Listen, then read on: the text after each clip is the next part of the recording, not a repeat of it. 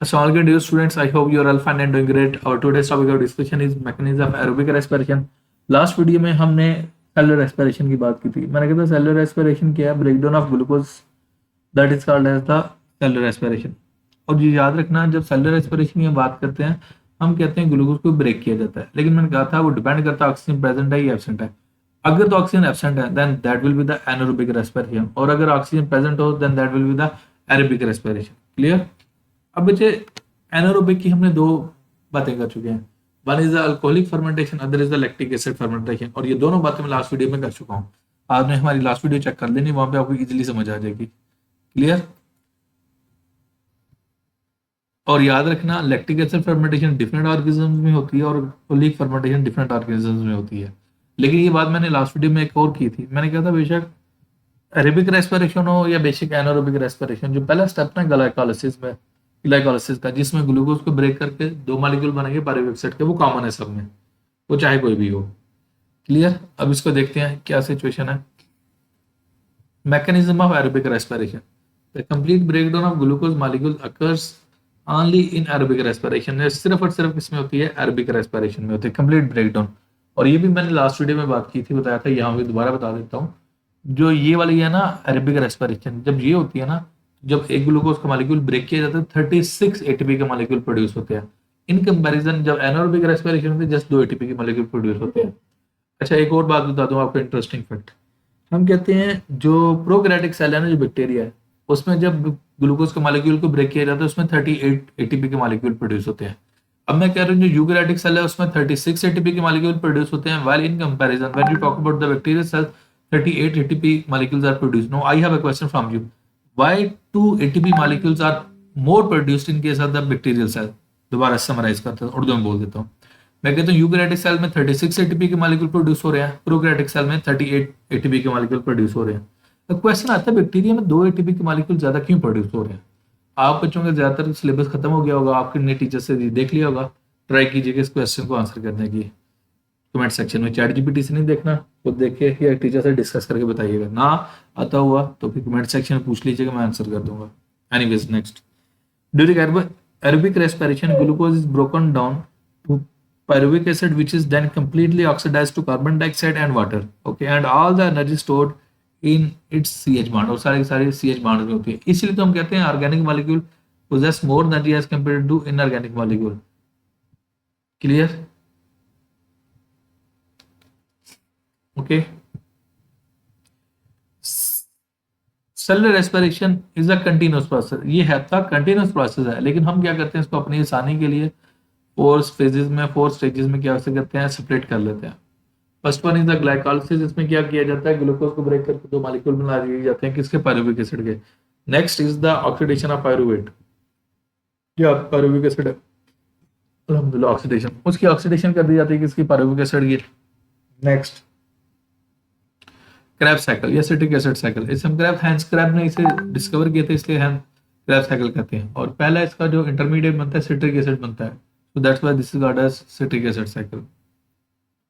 और इसका तीसरा नाम है ट्राइकार्बोक्सिलिक एसिड साइकिल. क्वेश्चन आता है इसे ट्राइकार्बोक्सिलिक एसिड साइकिल क्यों कहते हैं. ट्राई कीजिएगा आंसर करने की ये क्वेश्चन की भी.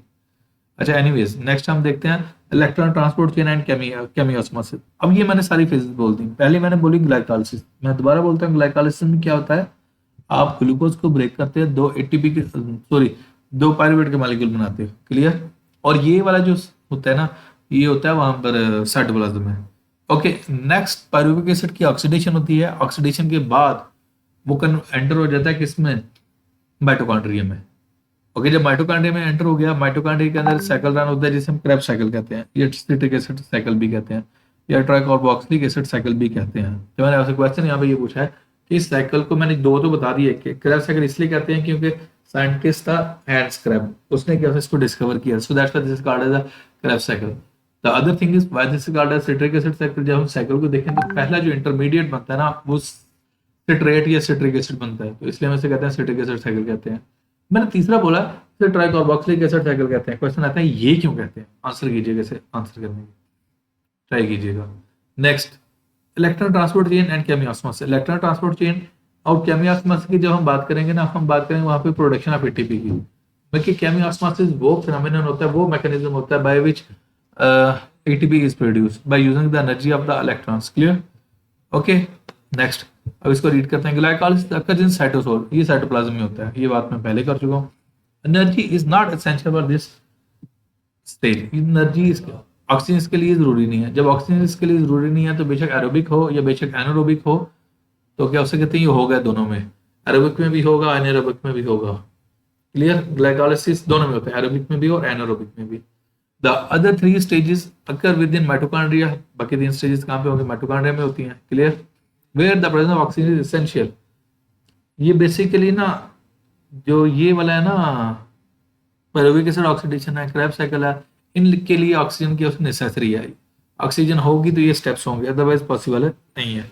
अब इस डायग्रामेटिकली इसको समझते हैं। इस वीडियो में इसको डायग्राम को कंप्लीट करता हूँ। नेक्स्ट वीडियो में हम क्या करेंगे, इसके जो ग्लाइकोलाइसिस है ना, इसको डिटेल में देखेंगे। ये लेंथी एक स्टेप है, और ये याद रखिएगा, ये वाले जो है ना बच्चे, आपका ग्लाइकोलाइसिस लॉन्ग क्वेश्चन आ सकता है, तो आपने लॉन्ग क्वेश्चन के पॉइंट ऑफ व्यू से इसे जरूर देखना है। ओके, अब देखते हैं।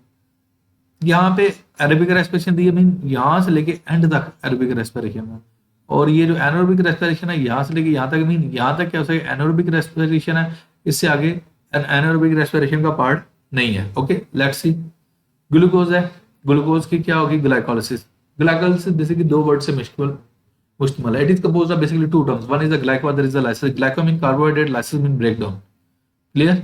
मीन ग्लूकोज को ब्रेक किया जाएगा और दो मॉलिक्यूल बनेंगे किसके?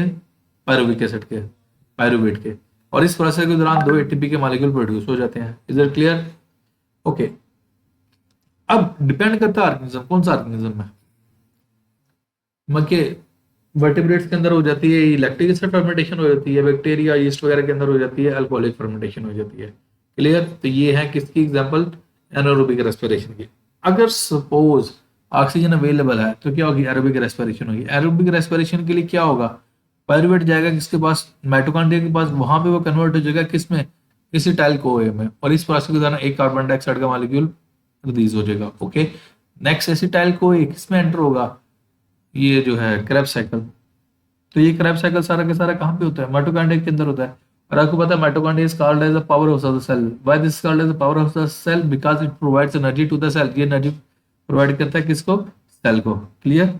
ओके, ये एनर्जी प्रोवाइड करेगा। और यहाँ पे क्या रन होगी? Electron transport chain. अब यहाँ पे एक और बात इंपॉर्टेंट समझिएगा जरा, दो एटीपी के मॉलिक्यूल कब प्रोड्यूस हो गए? जब ग्लाइकोलाइसिस हुई। दो एटीपी के मॉलिक्यूल कब प्रोड्यूस हो गए? जब क्रेब्स साइकिल रन हुआ। 32 एटीपी के मॉलिक्यूल कब प्रोड्यूस हुए? इलेक्ट्रॉन ट्रांसपोर्ट मीन जब केमियोस्मोसिस होगी। 32 प्लस 2 34, 34 प्लस 2 36। तो मैंने आपको पहले बोला था जब क्या एरोबिक रेस्पिरेशन होती है तो एक ग्लूकोज के मॉलिक्यूल को ब्रेक करने से 36 एटीपी के मॉलिक्यूल प्रोड्यूस होते हैं। मैं क्वेश्चन दोबारा रिपीट कर दूं, मैंने ऊपर आपसे क्वेश्चन पूछा था कि जो बैक्टीरियल सेल है उसके अंदर क्या 38 एटीपी के मॉलिक्यूल प्रोड्यूस होते हैं। क्वेश्चन आता है वो तो बैक्टीरिया है, वो तो क्या हो सकते हैं? प्रिमिटिव सेल है। जब वो प्रिमिटिव सेल है तो उसमें 38 एटीपी के मॉलिक्यूल प्रोड्यूस किए होते हैं। Try to answer this question, और कोई क्वेश्चन आंसर करेगा मैं उसे 100 रुपीज भेजूंगा, इजी पैसा कर दूंगा। क्लियर? एनीवेज ये बॉक्स है, इसको पढ़ लेते हैं। और मैंने 100 व्यूज इसलिए किया है क्योंकि हमारे इतने क्या हो सकते हैं व्यूज होते हैं वीडियोस के। अब ये ना हो 15-20 बच्चे क्या हो सकते हैं आंसर करके बैठे हैं, उसमें 1000-1500 तो वैसे ही लग जाना है। तो हम टीचर हैं, टीचर की इनकम पहले से पूरी सी होती है। और वैसे भी हमारी पाकिस्तानी कौम का ना सॉरी टू से कलमी है, हम लोग जो यूट्यूबर्स होते हैं ना, जिस तरह मैं किसी को बुरा नहीं कहता, हमारे यूट्यूबर्स हैं जिस तरह ये रजब भट्ट है, डकी भाई है, मिस्टर पतलू है, इन सबको तो हम प्रमोट करते हैं, इनके कंटेंट को देखते हैं। लेकिन हमारा जो पढ़ा लिखा तबका होता है ना, एजुकेटर्स जो टीचर्स होते हैं, हम उनकी एफर्ट को उतना अप्रिशिएट नहीं करते। तो बच्चे ट्राई किया करो, टीचर्स जो एजुकेटेड लोग हैं ना, इनके एक जो डिसेंट सा कंटेंट होता है ना, बाकी का डिसेंट कंटेंट है, मैं किसी को बुरा नहीं कहता, लेकिन इसको थोड़ा प्रमोट करोगे। इसमें क्या होता है? मोटिवेशन होती है टीचर के लिए कि उसने कितनी टाइम लगा के डिग्री हासिल की होती है और वो एफर्ट कर रहा है आपकी क्या हो सकते हैं सक्सेस के लिए। एनीवेज, तो इसको आंसर करने की ट्राई कीजिएगा। ये बॉक्स पढ़ता है, when life evolved on plant earth free oxygen was not available, तब ऑक्सीजन अवेलेबल नहीं थी, तो only anaerobic respiration was possible, तब एनारोबिक रेस्पिरेशन पॉसिबल थी। But with the evolution of photosynthesis on earth molecular oxygen accumulated slowly, Aahista Aahista oxygen accumulate होगी, फिर aerobic respiration होना भी स्टार्ट होगी। क्लियर है बच्चे? यहाँ तक मैंने टॉपिक कंप्लीट कर दिया। If you have any sort of question then you can ask in the comment section. Thank you so much.